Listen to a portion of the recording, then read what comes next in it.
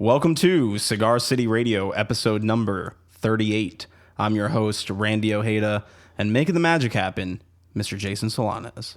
Randy, I'm going to beep.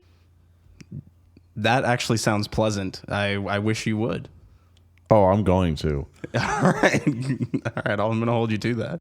For more episodes, head to cigarcityradio.com or subscribe to the show on Apple Podcasts, Stitcher, or whatever your favorite podcast app is. Just search for Cigar City Radio. You can also connect with us on Facebook, Instagram, or Twitter, and on all those networks, our username is Cigar City Radio. This episode of Cigar City Radio was recorded at the Blind Tiger in Ybor City. The Blind Tiger is a 1920s speakeasy-style coffee shop serving coffee, tea, vegan pastries, and more, with locations in Ybor City and Seminole Heights. You can check them out at blindtigercafe.com. Attention all planets of the Solar Federation. The Fantastic Plastics are on this summer's Vans Warped Tour. There are stops all across the country, including 3 shows in Florida, June 30th in Orlando, July 1st in Tampa, and July 2nd in West Palm Beach. Cigar City Radio will be on site for the July 1st show at Vinoy Park. We'll be hanging out with the Fantastic Plastics all day, as well as talking with other bands on Vans Warped Tour. So if you want to come hang with us, advance tickets are still available at vanswarpedtour.com. In the meantime, listen to the Fantastic Plastics on Spotify, Tidal, Apple Music, and everywhere else today, because the future of the future is now.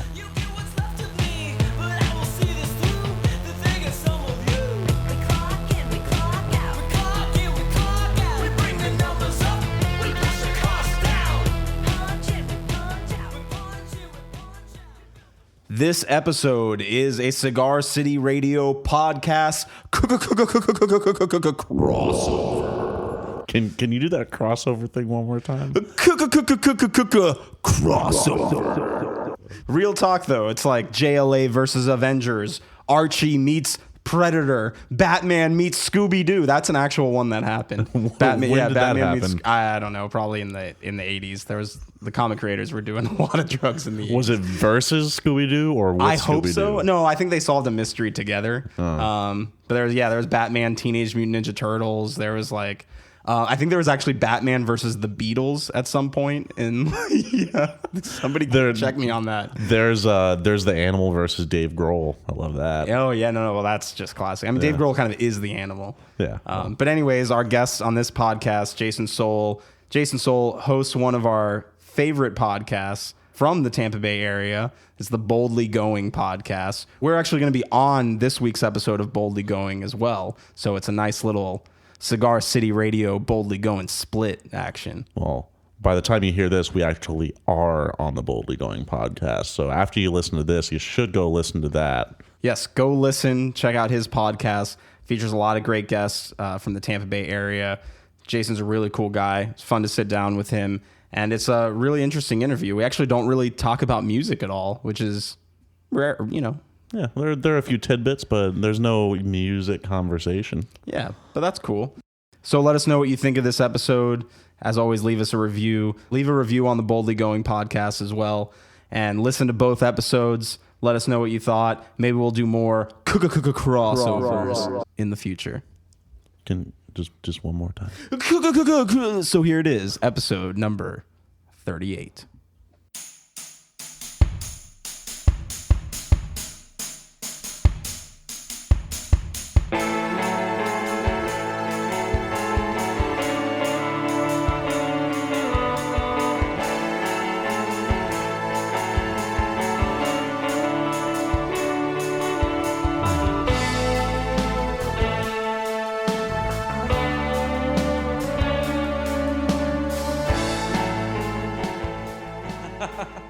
I'm gonna let you do the intro. So we're interviewing Jason Sowell today. He is involved with the Laundry Project. We'll be talking about that shortly. I've met him quite a few times in passing in Ybor and at a music festival recently, and I wanted to have him on the podcast because he has a great podcast himself called Boldly Going, and he is very community involved, and I think that that's just incredible. So welcome to the show, Jason. Thanks, man. Thanks for having me on. Oh, man. Thanks I'm for honored. being here. So tell us a little bit about Boldly Going. Like, what's the podcast about? Sure. is not about Star Trek, so I'll start out with that. Damn it. The full title of it is Boldly Going: Creative, Brilliant, Inspirational People of the Universe on Planet Earth. Okay, I'm glad you shortened it. Yeah, I did. Yeah, right. That'd be a really long title. That's a very Star Trek-y thing to say, but it very much pushes in the opposite direction. Yeah. So the whole idea of it is I noticed around me, just in relationships and friendships in the world around us, a lot of times people tend to be very negative about the state of the world, their career path, the cubicle that they're sitting in all the time. I hear a lot of stories about people that, they hate their job, they hate going to their job every day, and they talk about in the same, if I could do this, I would do this, but I can't get paid for it, or I can't, whatever. And so the whole idea of the podcast is hearing from people that are mostly regular, everyday people that aren't necessarily famous. Like every once in a while, there's a few mildly famous people that I get to interview. But they're just people I know that are exactly that. They're creative people. They're brilliant in some way. They're inspirational in something they're doing. And that they're what I call boldly going and pursuing their dream, going after their passion, regardless of all the obstacles or excuses of why they couldn't do it. So, and kind of giving the understanding of pursuing your passion or going after your dream doesn't necessarily mean it has to be your career. You can still do those things while you have a career that you hate, that pays your bills. Yeah. But you can still find a way to make that album that you want to make, or paint the paintings that you want to paint and get them in a gallery somewhere, or whatever it is. So that's the idea behind it. And, most of them have been local people to the Tampa Bay area, some places in the country that are just people I think are interesting. And we have a conversation, and I put a microphone in the middle of it so that everyone else can hear them talk about the thing that they love. That's a really cool thing, and just a really cool concept. I feel like that's something we talk with a lot of musicians about, who at some point in their lives they had to say, okay, I'm just not going to make that much money, or I'm going to be on the road forever, or slightly homeless, or whatever it is if you're a musician, but they just had to make the music that they make. You know? Sure. At some point you have to say fuck it and give yourself something to be proud of. Yeah, absolutely. And I think a lot of people take career paths because of, pressure, or, maybe it's family pressure, or the pressure of I've got to pay bills and all that, which I totally understand. Keeping up with the Joneses. Yeah, that, and some of it was born out of my own experience of my background was being a pastor. I'm an ordained minister, and then starting a nonprofit organization. In the middle of all that, I also worked at Starbucks for 6 years. And when I first started, I was somewhat ashamed of the fact that I worked at Starbucks, because I felt like I wasn't, like I was doing it because I had to. I was almost embarrassed about, I have to do this and I don't feel successful in the other thing that I'm doing. And then eventually in that I realized, oh, you know what? I don't have to be embarrassed about doing this or feel shameful about I'm working at Starbucks to pay my bills, because at the same time I'm also building the thing that I love and care for, and they balance each other out. This is helping me do the other thing. And so I should be proud of the fact that I'm doing this to support this over here. Yeah.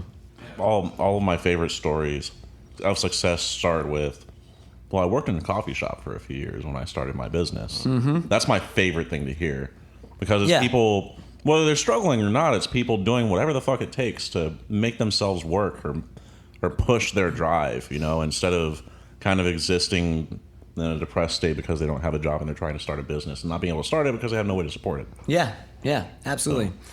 And I find stories of people interesting. So, for example, I had a girl on that plays in the Legends Football League, the female football league that started out as the lingerie football league. Right.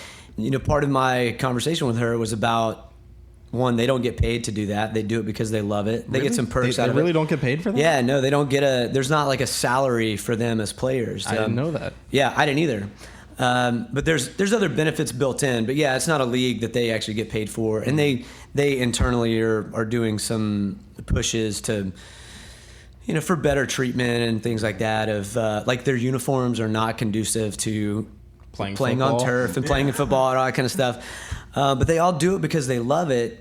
And they're partly, too, that there is a perspective from the outside about women in that league, that they're being used for their body and, to entertain men, and see women out in skimpy outfits to play football and all that kind of stuff. But they internally, as the women playing that game, have a different perspective of it, and it's something that they love, and that they see it in some ways as an empowerment to them as women. And so I wanted people to hear someone that's doing something they love with all kinds of negatives around it, but fighting against those negatives and saying, no, this is the reason I do this thing. Yeah. Very David and Goliath. Yeah, absolutely. Yeah. That's cool. I remember when I was in Chicago, I had a friend who used to always volunteer at this roller derby event. Like that was, kind of a monthly bar event. And these roller derby girls were like, people think that it might be something that's kind of demeaning, or kind of like, but they were like just straight up badasses, Yeah. Like they were like, kicking the crap out of each other on the roller. I don't know a roller derby girl that doesn't have scars from it. Yeah, or man. A fucked up nose. Yeah, for sure. They just worked as hard as they could to kick ass. And yeah.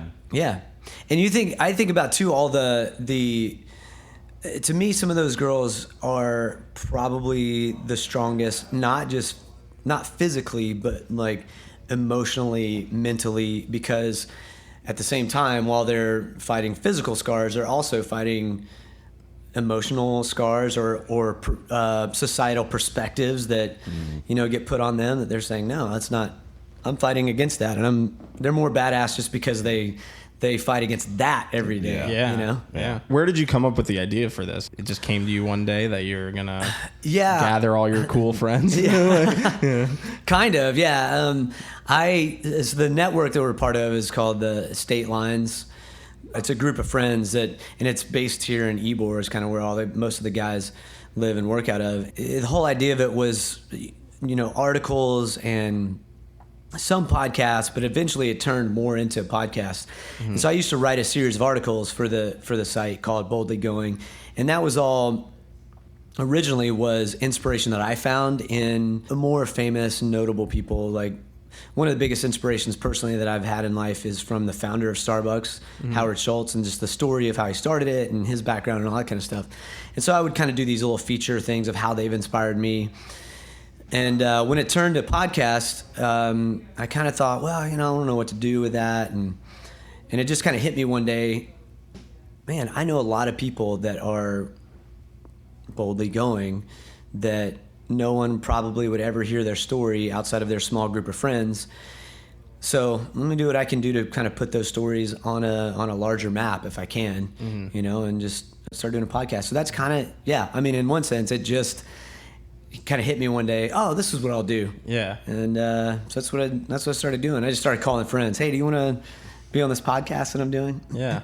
Well, it's cool because, so many people do have a unique story, like you said, and not everybody gets to hear it. And that's what's awesome about podcasts is that, it's going to be there, theoretically forever, Right. Like it's out there and people can listen to it and hear, directly from the person what they were thinking, what their life was like. I mean, I think that's, that goes back to like oral history, like that's how like the Bible was written, not that the podcast is going to lead to another Bible, but one can dream. You never know.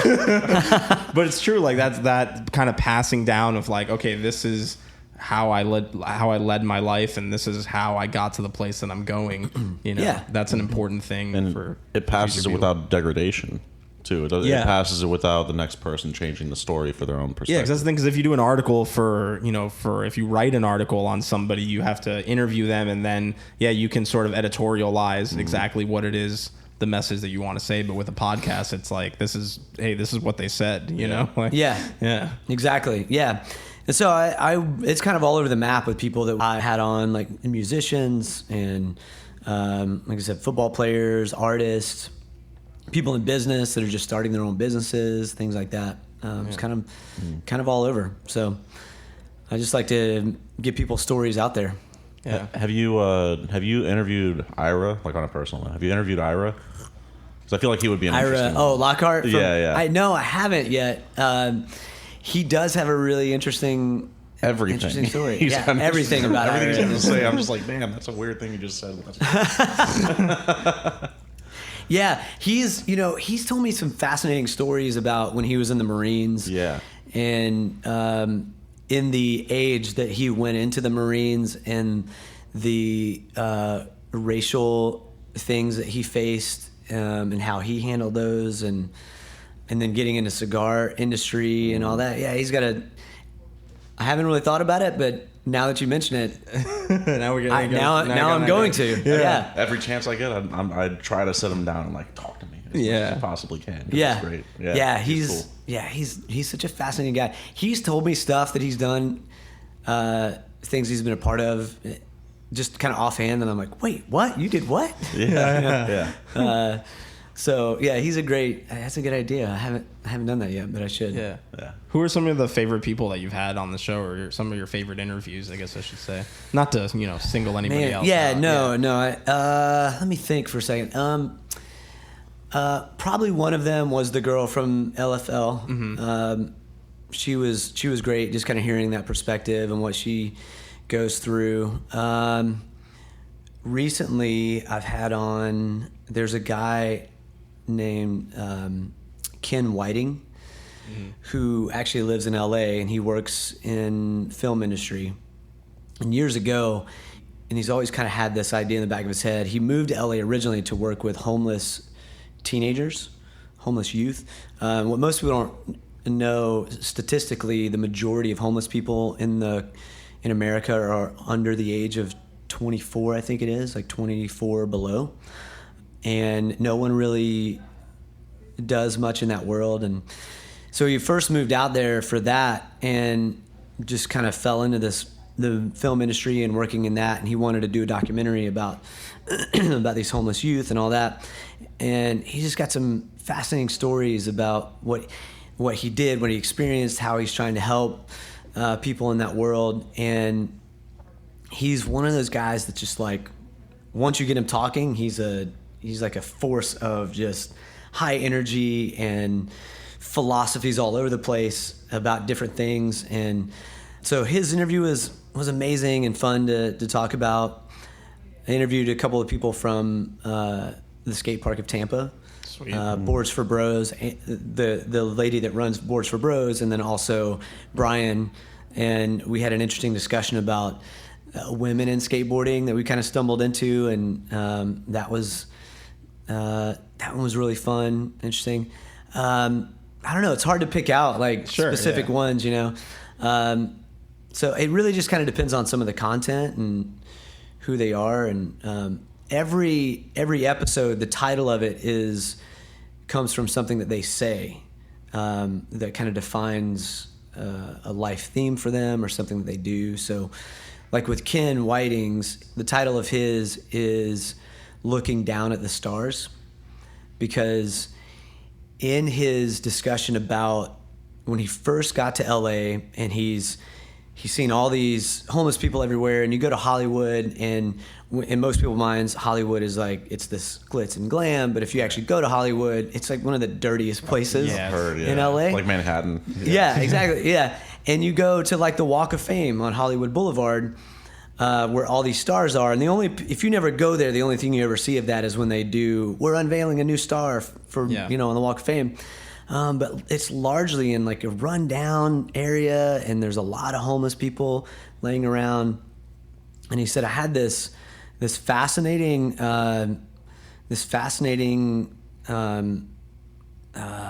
perspective one day of being on the Walk of Fame, and here's all these tourists, and they're all looking up at everything that's around and taking pictures, and they're stepping over all these homeless people, or like stepping around them to take pictures of these stars, these famous people's stars that are in the concrete. And he said, they're constantly looking down at the stars, but they're not actually seeing the stars that are actually there, the homeless people that are in need and help. They're more concerned with the physical concrete star, And so his whole idea was, if I can get people to look down at the real stars rather than the stars of the famous people on the Walk of Fame, then hopefully I can change their perspective of what a star is. That's beautiful. Yeah, exactly. Like I just sat there like, oh my God, mind blowing. Yeah. So it's things like that really, and I go with no agenda, and so it just kind of wherever the conversation goes is where it goes. I'll tell you another one too that he said. It made me laugh, and then he explained it. He made the statement of, I was like, "So what are you doing? Like, so what have you been doing with this?" I forget what the subject matter was, and he goes, "Just hanging out in dugouts, man." He made the statement. I was like, "What in the world does that mean?" Yeah. What the fuck are you talking about, man? Yeah. And then he kind of explained it. He goes, like in baseball, you think about, if you ever played Little League Baseball, everyone in the dugout, when the batter goes up to bat, he's like, what do they teach you in Little League? That from the dugout perspective, you're constantly cheering on that person at bat. Got to chatter. Right. Yeah. Your chatter. Exactly. Yeah. And that chatter is a support. That one person's up to bat, but the whole team technically is at bat because the whole team is encouraging and pushing that batter along, or if they're running the bases and like encouraging them along. And he said, like a lot of people, all they do is hang out in the dugout and encourage people. They may never actually play because they're, far down on the bench or whatever it is. And he said, if I just want to hang out in dugouts with people. While they're up to bat and trying to swing and hit a home run or just get on base, if I can just encourage them from the dugout, then I've done my job. That's really cool too. From something that made absolutely no sense. Right, exactly. Yeah. So when he said to me, "God, just hanging out in dugouts, man," I was like, "What?" Oh, it totally makes sense when you explain it. So you like the smell of sweat? That's what you like? Yeah, exactly. Cool. And then, let me mention this episode too. One of my other favorite episodes is a girl so I was a youth pastor for years. And a girl that was in my student ministry, even as a teenager, she kind of secretly had an addiction problem. And it started out with alcohol, turned into drugs, like real hard drugs. And she ended up as a, late teenager, 19, early 20s, 20 years old, virtually homeless and almost dead from her drug abuse, and had no friends left, like nothing left. And she was her boyfriend at the time, who was her dealer, kicked her out, and she'd been living in this hotel essentially and like had nobody. Gets a random phone call from a friend who was a recovering addict at a facility just out of the blue, and ends up getting into this program, gets her life back on track. Years later, she's a recovery addict or a specialist or advocate for people in the same situation. Life is in great shape, put back together, and she was just on Dr. Oz recently telling her story of addiction and all of that. And just as her, probably more personal for me, having been her youth pastor and knowing her since she was like 15 years old, just seeing her now taking what should have killed her and turning it around to help other people, and getting all these opportunities to tell her story and help people get off that path was awesome. So that's probably of all of them, is probably my favorite. That's great for her. That's amazing that she was able to do that. Mm-hmm. And good for her that she's having success now, Yeah. So, and she would even define it like, Dr. Oz is great, and I love to tell my story, but being able to walk somebody through what I had to walk through and get out of that and get back on a good path and be sober from this point on, like, that's success for me, that I could help somebody do that. I didn't think your stories would get better. Yeah. You can talk as long as you want. Yeah. I mean, that's why I started the podcast, because I wanted people to hear stories like that. Yeah. Because I'm a big believer that we get so caught into our everyday problems and our, my job's not great, or my car broke down, all these things that stress us out and put us in a negative perspective in life. And I think it takes more work to think positively about life than it does to think negatively about life. Yeah, definitely can. I feel like it's almost easier to just like not have to flick on that switch and to just be negative. Yeah, absolutely. And as much as we, watch the news and talk about all the negatives in the world, and I think, yes, it is bad, but the world gets better by us doing positive things, and instead of focusing on all the negative stories, paying attention to the positive stories, because that inspires other people to go and fight the negative in the world. Rather than trying to tear down the negative all the time or just get overwhelmed by all the negatives and looking at our own bubble of problems that we have. If we look outside of that and hear some positive stories, that inspires us to do something and kind of makes us go, oh, you know what, I guess maybe my life isn't as bad as I thought. Yeah. I can overcome this thing. Yeah. There's a few nights ago I got caught in one of those like Facebook video holes. Like I used to get caught in YouTube holes. And there was one super cheesy setup video that I saw that kind of struck me and is somewhat related to that. The line that struck me was, life is 10% action, 90% reaction. So if someone throws something negative at you, all you have to do is respond with positivity and you'll probably be happy. You know? Absolutely. So choose not to react in a way that's adverse to your own happiness. Yeah. Yeah, and that helps even when you do experience negativity, proliferate happiness. Yeah, absolutely. Yeah. I think a lot of times exactly that. We forget that I can't control what someone else does. I can control how they act towards me or towards other people, but I can control how I react to that situation.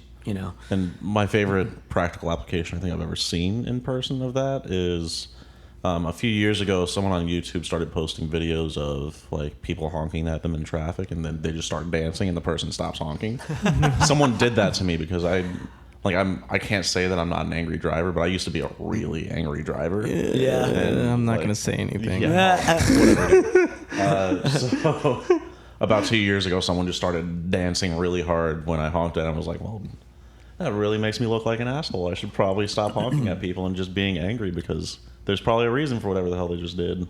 Yeah, absolutely. When I worked at Starbucks, it was, Starbucks customers sometimes are the worst people on the planet. Oh, yeah. And I don't want to say, it's probably not just Starbucks, but that was my experience. Yeah. I think it's retail in general. Yeah, but exactly. I blame Starbucks. There are Starbucks everywhere. They expect the same thing everywhere, the same way everywhere. Right. Yes. People would come in and they would, it's coffee. Like, at the end of the day, I'm making a latte for you. This is not world changing. This is not changing of the life. It's coffee. Your life is not going to fall apart if your coffee's not perfect. But at one point I kind of realized, it dawned on me one day,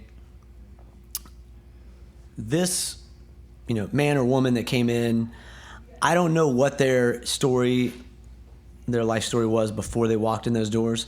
For all I know, they could have had the worst day on their job. Their marriage could be falling apart. Their child or mom, somebody could be in the hospital, and it's all they have is, it's all on them.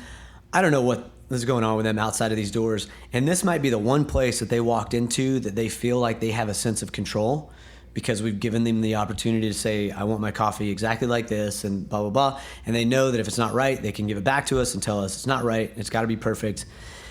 And I started having more sympathy towards those kinds of people that would react that way, or that were angry or negative towards the barista, than I did anger towards them, because I realized all of this isn't you. This is a reaction to something else that's going on in your life that you have not addressed yet. Or so if I can show some kindness back to you in response, then that's what I'm going to try to do. Yeah.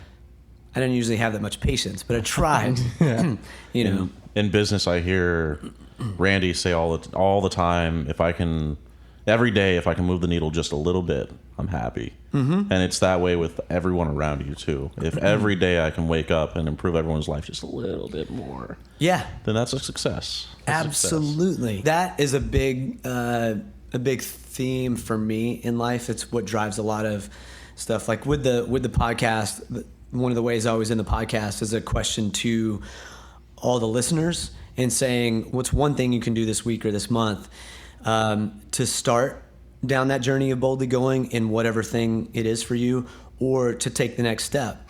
Because I think a lot of times we tend to look at accomplishing that goal of, I'm going to build this business, or I'm going to write that book, or I'm going to make that album, we, for whatever reason, as humans, we tend to look at things as like, and it may be just because we're so conditioned to getting everything right now, like everything is instant in our world, that we think, well, it's got to happen right now. Like, and we get overwhelmed by, I can't bang out the whole album tonight so that it's done by tomorrow. But if we looked at it as, I can write one song tonight and whatever, and take one small bite at a time, that gets us down the journey a little bit. And that also goes to, like you mentioned earlier, the laundry projects that I do. I'm a big believer in we should stop trying to change the world, because one, none of us are big enough to change the world. And if you look at a world problem, whatever it is, hunger, anything like that, it's too big for any one person to change. But what we can do is we can help the one human being that we encounter in that moment that is struggling in whatever way it is, that one person that we know that's hungry, and we can feed that person, at least for a moment. May not for the rest of their life, but we can do it in that one time. So if I stop trying to change the world and get down to a 6-foot level that I live on every day and say, who's the person I encounter every day that is hurting and struggling that I have the ability to assist? And if everyone in the world did that, or everyone that has the ability to do something like that did that, just like you said, that would change the world. Yeah, absolutely. I don't mean to like get too far off topic or anything, but this kind of bugged out my mind the last interview we did. If people think that the separation of societies and stuff like that is not intentional, they're wrong. Society is a world thing. We're all learning from other cultures. Yeah. And if people think that the world is not feudal, they have a problem. The world as a society is feudal. And that's why individuals in their own societies need to make a difference for themselves. Yeah. Yeah. Agreed. I mean, you think about it. I mean, all of us as human beings all have the capability to be terrible people, and all have the capability to be the best of humanity. And it's, all dictated by choices and circumstance that we are raised in. And, there are all kinds of factors that, affect how we make those choices. And yeah, we can be totally futile, and we can destroy the world unless there's an intervention within ourselves or externally that says, hey, no, it's not just about you, it's about this collective group of humanity. What are you going to do about it? There's a problem. What are you going to do about it? How are you going to approach it? Yeah. Are you going to be analytical and try to solve it the best way you possibly can? Or are you going to join with other people? Or are you going to make your own little difference? Yeah. What are you going to do about it? Absolutely. Yeah. So tell us a little bit more about the laundry project then, Sure. for people that don't know. What exactly, what's the mission behind that? Yeah, absolutely. So 8 years ago, I started an organization called Current Initiatives, which is the parent nonprofit to the Laundry Project and a couple other things. About 8 years ago, I was in Southern California with some friends that were doing some work with homeless people in Southern California, and they were basically helping the homeless people get to a laundromat and wash their clothes, because as homeless communities, that being one of the biggest struggles that they have. And so it kind of opened my eyes to just the simple dignity that comes from having something as simple as clean clothes. Yeah, it's something I've never really thought about, actually, but it makes sense. And me too. Yeah, most of us take laundry for granted because we usually have a washer and dryer in our house, or we grew up with a washer and dryer in our house, and it's kind of a secondary thought because we can just throw it in whenever we want, set it to wash, we can leave, go do other things, come back to it whenever we feel like it. But for a lot of families in the world, in America specifically, it is a luxury to have clean laundry. It's not a norm. And so that kind of opened my eyes to it. And in that laundromat, watching not just these homeless people getting their clothes washed, but also these low-income families that would come into the laundromat. And so started doing some research and thinking and talking to people and realizing, just learning more about the struggle that a lot of families have, that for many families, it is a real choice between, are we going to buy groceries this week, or are we going to wash our clothes this week? And so I kind of took that idea of washing clothes for people and paying for their laundry to get done with these homeless communities, and taking that into a laundromat for not just homeless people, but for lower income families that have to use a laundromat as a regular means of washing their clothes. And so we just showed up one day at a laundromat because I was a youth pastor. Prior to that, most of my kind of contacts were now college age students that I used to work with, and so I gathered these group of college students together and said, "Hey, I started this organization. I'm kind of doing this thing. We're going to call it the Laundry Project. We're going to go to a laundromat and start paying for people's laundry." So we started in Sulphur Springs area of Tampa, and just went to a laundromat, just showed up with a box of quarters and started paying for people's laundry. We had nothing that made us legitimate in the eyes of those customers. There's no signs, nothing, and they were kind of like, who are you? And Sulphur Springs is a largely African American community, and then most of the people, these volunteers coming in at the time, were mostly white people, and they were like, "What are you guys doing in our neighborhood? And why are you in our laundromat? Yeah, Why are you paying for my laundry? Why are man? you giving us quarters? Right, exactly. What do you want? Yeah, exactly. And the question is always, and even 8 years later, the question still is, for a lot of people, if they are new to it, what's the catch? What do you want? What do you want from me? And there legitimately is no catch. What I want you to get. The catch is that you understand that you are important, you're valuable, that there are people in your society that care about something as simple as you having clean clothes and helping meet that financial struggle that you have as a family, and just helping provide some dignity as best we can. And we're not trying to solve all your problems. We're not trying to fix your life. We just want to help you with this one thing as best we can. Yeah, just help somebody with one thing. And is there a place where people can donate to this project? Yeah, absolutely. If you go to our website at laundrybycurrent.org, laundrybycurrent, CURRENT.org, and on there's lots of links to the donate page, and people can donate there. You can volunteer. You can sign up to volunteer. We have people from all walks of life. So we went from that one project in 2009 in that one location to this last year we did 64 projects in 5 states around the country, and washed, if I remember right, about 20,000 loads of laundry. That's a lot of laundry. Yeah, for somewhere around 2,500 families at laundromats. And and that's, so we say that we turn laundromats into community centers of hope. I don't know if you've ever been to a laundromat, but they're not fun. They're not an exciting place to be. They're kind of depressing. They're not. Yeah. So we try to bring some hope and dignity into those spaces, and at least hopefully people leave with a smile and a little bit of hope to get them through the next day or the next week. Yeah. So normally Randy does this, but I'll do it this time. We are approaching the end of our episode here, of our time. Do you have any wisdom that you would like to impart on our guests? Sure. I think from my own experience, the wisdom that I always try to give to people is to be yourself, figure out who you are, and just be that in the world. If you're a musician trying to make your way in the world, don't try to be the next, whoever it is, Beatles, whatever band is your world-changing band. Don't try to be them. We already have one of those, and that's all we need. We need another. We need you to be whoever you are and bring your talent to them. If you're an artist, same thing. If you're a writer, if you're a business person, don't try to be the business down the street. Be the business that you want to be, because that came from your heart and your passion. I think there's a lot of people in the world that they spend a lot of time trying to be somebody else because they're unsettled about who they are.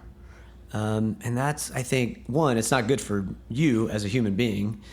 And two, I don't think that's good for the world either, because I think the world needs you to be who you are. So that would be, I guess, my if you want to call it wisdom, that's a big theme or passion to my life of figure out who you are and be that. That sounds pretty right on to me. Yeah, that's